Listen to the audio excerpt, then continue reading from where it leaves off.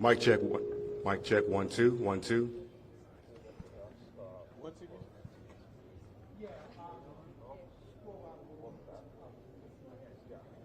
Mic check. 1 2 1 2. Mic check. 1 2 1 2 3 1 1 1 2 1 2 1 2 1.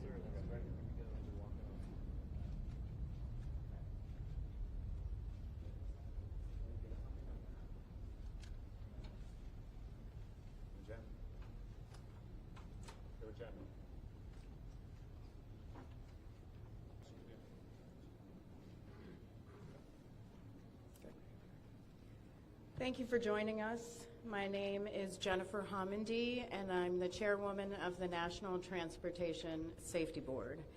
The National Transportation Safety Board is an independent federal agency that's charged by Congress with investigating every civil aviation and serious accident and serious incident in the United States and significant. I want to start by expressing our deepest condolences, our sympathies on behalf of the entire board for those who lost loved ones in this terrible tragedy. Our thoughts, our prayers are with you.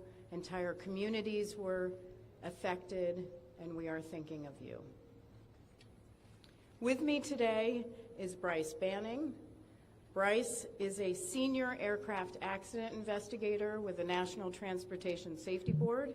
He's also going to serve as our investigator in charge of this investigation. Also with me today is the entire board. Todd is going to serve as the board member on scene, the spokesperson for this investigation. All of the board members will be here. We have Vice Chairman Alvin Brown, Member Mike Graham, who lived in Wichita for 20 years, and we also have Member Tom Chapman. The NTSB's headquarters is just a mile from here, and so we are all here because this is an all-hands on-deck event, and we're here to assure the American people that we are going to leave no stone unturned in this investigation. We are going to conduct a thorough investigation of this entire tragedy, looking at the facts. Now, with that, I want to level set. When we go to the scene, and we were here last night, we allow the responders to do their important safety mission, which in this case was search and rescue and recovery. We stand back to allow them to do their important safety mission. And so this, for us, is our first full day on scene with our entire crew coming together. We have about nearly 50 people on scene, and in addition to our resources back at headquarters in our labs and throughout the agency. So with that said, we are not going to get into specific facts in this press conference. I want to level set here. We're going to get into our investigative process. As we are able to confirm factual information, we will provide that. I do want to say this is a whole of government effort. I was able to brief, along with others, the President of the United States and the Vice President this afternoon. I want to thank them for their leadership, for their tremendous support of the NTSB, for our investigators, and for the responders communicating with early on after we first got word of this tragedy. We've been working together throughout the day, along with his team at the DOT and within FAA. I also want to thank Secretary Pete Hegseth, who was also integral in working with us today. Chris Rochelot, the acting administrator of the Federal Aviation Administration. We've heard from many members of Congress on both sides of the aisle, and so I will say this is a tremendous, one more time, whole of government, many responders that have been on scene. It has been an incredible effort, and I will have a full list that I will provide, that we will provide tomorrow, but I do want to thank them for all their work. With that, I'm going to turn it over to Member Inman for additional work.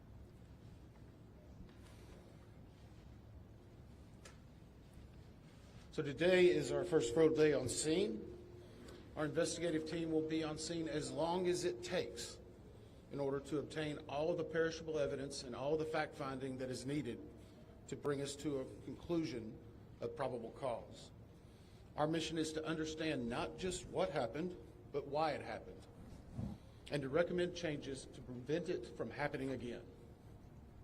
Since we're just beginning our investigation, we don't have a great deal of information to share right now. We will keep you informed by giving regular updates as we learn more. Our intention is to have a preliminary report within 30 days, and the final report will be issued once we've completed all of our fact-finding and investigation. Now, we will not be determining the probable cause of the accident while we are here on scene, nor will we speculate about what may have caused this accident. Today, we will be going and having an organizational meeting and establishing our parties to our investigation. We currently have the following parties that are already identified: PSA Airlines, GE Aerospace, Sikorsky, FAA, NACTA, which represents the air traffic controllers, ALPA, which represents the pilots, Army, AFA, which represents the flight attendants. The Transportation Safety Board of Canada will be an accredited representative under Annex 13 of ICAO. They will be supplemented by MHIRG as a technical advisor. They were previously known as Bombardier. The NTSB offers this party status to those companies, government agencies, and associations that have employees, activities, or equipment involved in the accident. We offer that because they will provide technical expertise and relevant information supporting the development of the best possible factual record. Once they join this investigation, they are not permitted to release documents or talk publicly about the investigation without the consent of the NTSB. So I want to stress this. It is only the NTSB that will provide information related to this investigation, with one exception. Regarding the fatalities that occurred, that notification will be handled by the DC medical examiner. We will not be discussing fatalities or names. That will be handled by them as the proper authority. So we want to talk a little bit about our process. We will analyze the facts and determine the probable cause of the accident, and then issue a report of those determinations. I also want to talk a little bit about some additional people that are here with us, and they're very important to us, and that is our family assistance group. Later today, we will be briefing the families. We normally try to do this before a media event, but in this case, they're still arriving. Our family assistance specialists are already working closely with local officials and others to help assist them in their efforts to support everyone that's affected by this accident. And let me just reiterate what the chair said. A loss of life in an aviation accident is very unusual in the United States, and our heartfelt sorrow goes out to everyone that's affected. It affects us, it affects everyone around us. There are a lot of people hurting today. We will help find out what happened. We will do it factually, and we will do it accurately. As part of this, we are going to be standing up some specific working groups. Those working groups will be operations. They will be looking at the history of the accident flight and crew members' duties for as many days before the crash as appears relevant. We'll be forming a structures group, which will be the documentation of the airframe wreckage and the accident scene, including calculation of impact angles to help determine the plane's pre-impact course and altitude. We'll have a power plants group. They will do the examination of the engines and the engine accessories, study the components of the plane's hydraulic, electrical, pneumatic, and associated systems, together with the instruments and elements of the flight control system. We'll have an air traffic control, and including acquisition of pertinent flight track surveillance information, what you might typically think of as radar or ADSB, along with controller pilot communications. We will also have a survival factors group. They will be doing the documentation of impact, forces and injuries, community emergency planning, and all crash and fire rescue efforts. Also, due to the unique nature of this crash, we will be having a helicopter group as well. Lastly, we will have a human performance and helicopter groups. They will study the crew performance and all before the accident factors that might be involved in human error, including. Now, we're going to take a few questions, but I will again stress, we don't have a lot of information now. We will continue to gather that. We will try to release it as we can, but we will only talk about the facts of the case that we know right now. I'm going to ask, we'll call on a few people. I'm going to ask that you state your name and affiliation. James Matthews from the State News. So we've heard from President Trump today talking about DEI hiring policies within the FAA and associating that with the cause of this accident. What do you say to that? Well, unfortunately, I didn't hear the remarks. I was briefing House and Senate members, but I believe, Chair, would you like to take that? As part of any investigation, we look at the human, the machine, and the environment. So we will look at all the humans that were involved in this accident. Again, we will look at the aircraft, we will look at the helicopter, we will look at the environment in which they were operating in. That is standard in any part of our investigation. I'll turn it back. Chair, can I ask you, has the flight data recorder been recovered yet? And what is the difficulty in a water disaster like this, which presents a very difficult environment for your investigators and the people out of the water? Well, the question was on the flight data recorders. And we have not recovered the flight data recorders yet. We know they're there. They are underwater. This is not unusual for the NTSB. We have many times recovered flight data recorders in water. We have our lab right here that is about a mile from the NTSB, so it's not unusual. And once we get those, we'll be able to get those read and information from them to be able to provide further information to you. I'm going to turn it back over to Member Inman. Hey there, Sir. Tyler Henry with CBS News. Earlier today, Defense Secretary Pete Hegseth said a mistake was made last night. Based off of you all's initial investigative findings, have you all been able to tell whether this was human error or mechanical failure? The question was, is there been human error or mechanical failure? We don't know what we know just yet. We do not know enough facts to be able to rule in or out human factor, mechanical factors. That is part of the NTSB investigative process, and where all of these groups will come together. It's one of the reasons why the NTSB is known as the gold standard. We will take the time that's necessary. In action, we will not hesitate to make those recommendations and make them public. We have a good track record on that, and we want to continue doing so. Sir. Hello, Sir. Tom Costello with NBC News. Does it hurt your investigative process, maybe for the chairman, does it hurt your investigative process to have the president already suggesting possible causes here as you try to keep an open mind and begin this investigation? Thank you. Tom, with all due respect, I think the press also likes to state what probable cause is before we get to the probable cause. We don't have information. We do have information. We have data. We have substantial amounts of information. We need to verify information. We need to take our time to make sure it is accurate. That's best for you. That's important for the families. It's important for legislators who are seeking answers to try to figure out what they're going to do about this. And so it will take time. We do have a lot of information, but we need some time to verify that. Yeah, Member Chase Williams with Fox Business. I'm wondering about the conditions in the tower last night. Were there any performance issues in the past with any of these controllers, or anything of that? Question is about controllers. As I said, we are just now forming the groups. The controllers do have union representation, which they are entitled to. They'll be working with our party system and our party groups. They'll be conducting interviews. Those interviews will need to be analyzed, transcribed, and other team members will need to look over it. It'll be a long process, but we will go through the entire history.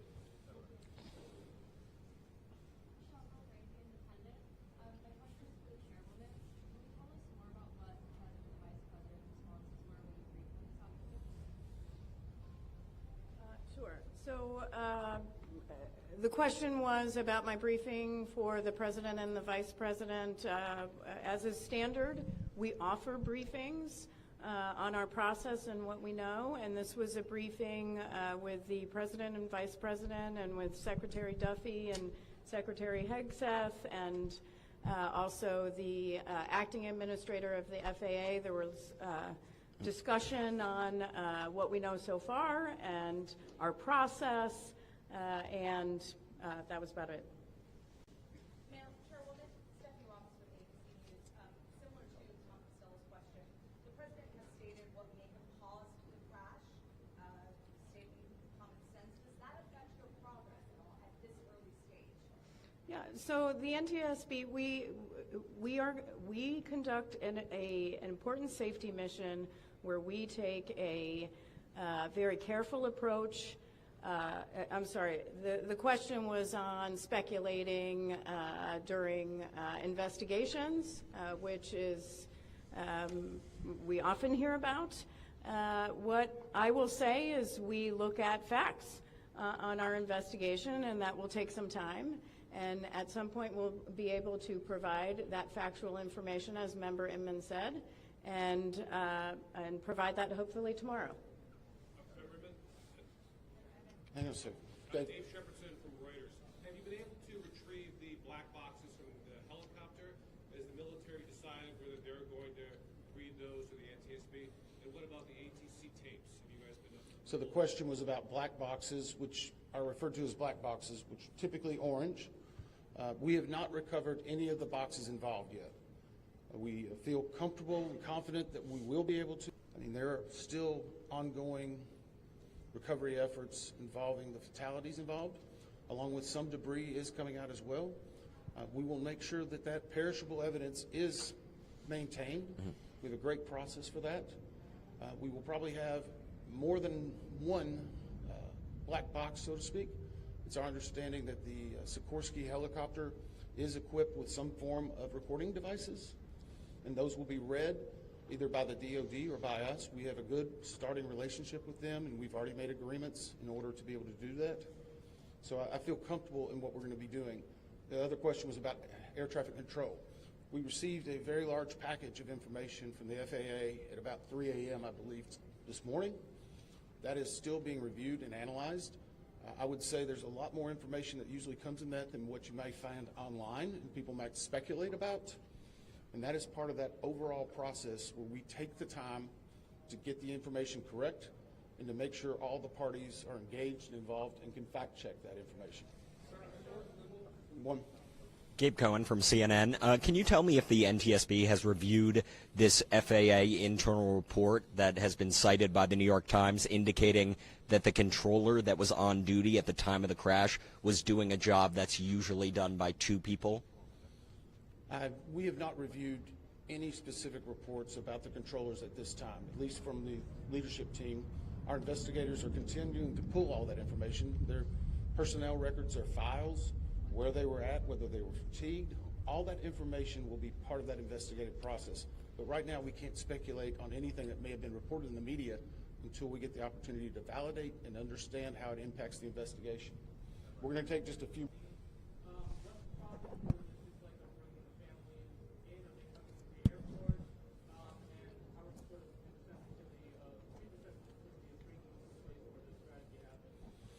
So the question is about the families. And many of those families are still en route. Some are still being notified from both the military and from the commercial crash.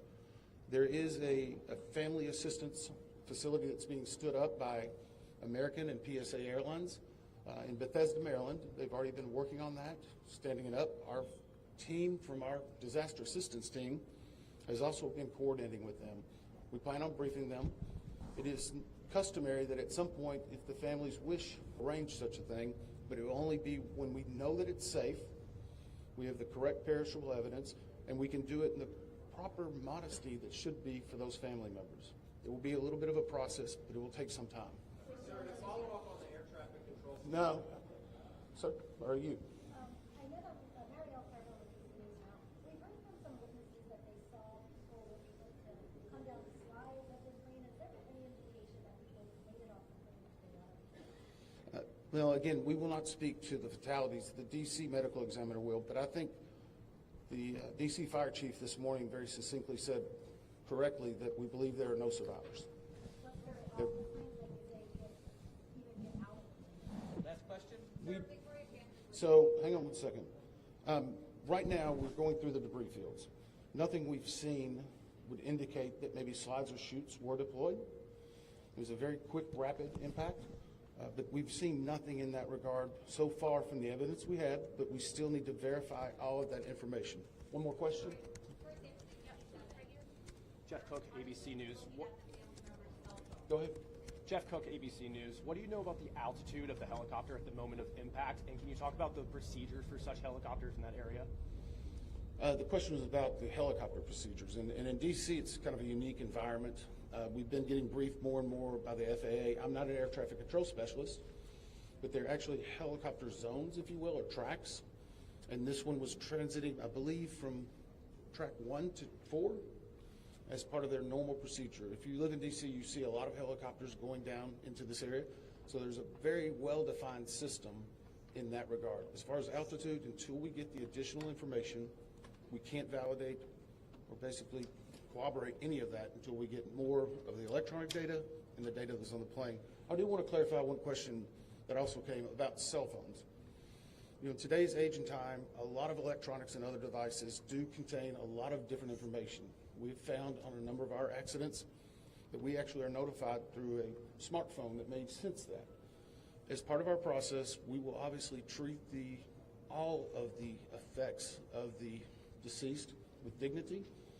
We are already starting to pull that information together. If we feel that it's necessary to find or pull some of that information, we will work with the families and make sure we do it in a manner that's respectful for them and their privacy. But right now, we don't have any plans specifically on that amount, on that area until we need to. Thank you very much. Very much.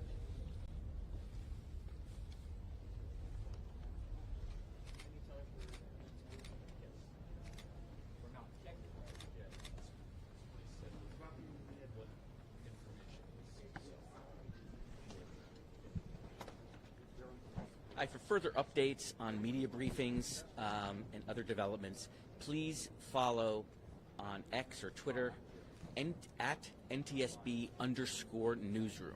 That's where press briefings will be announced. If it's not announced on NTSB Newsroom, that means we are not having one. Oftentimes there are other press conferences during the day, but only NTSB press conferences will be announced on at NTSB_. I hear you. As far as we know, this will be the location for the briefings tomorrow, at least. Nothing today that we know of.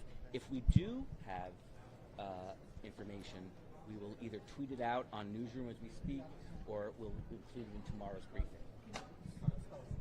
Sure. It's Board Member, TODDIN as in Nancy, M as in Mary, AN.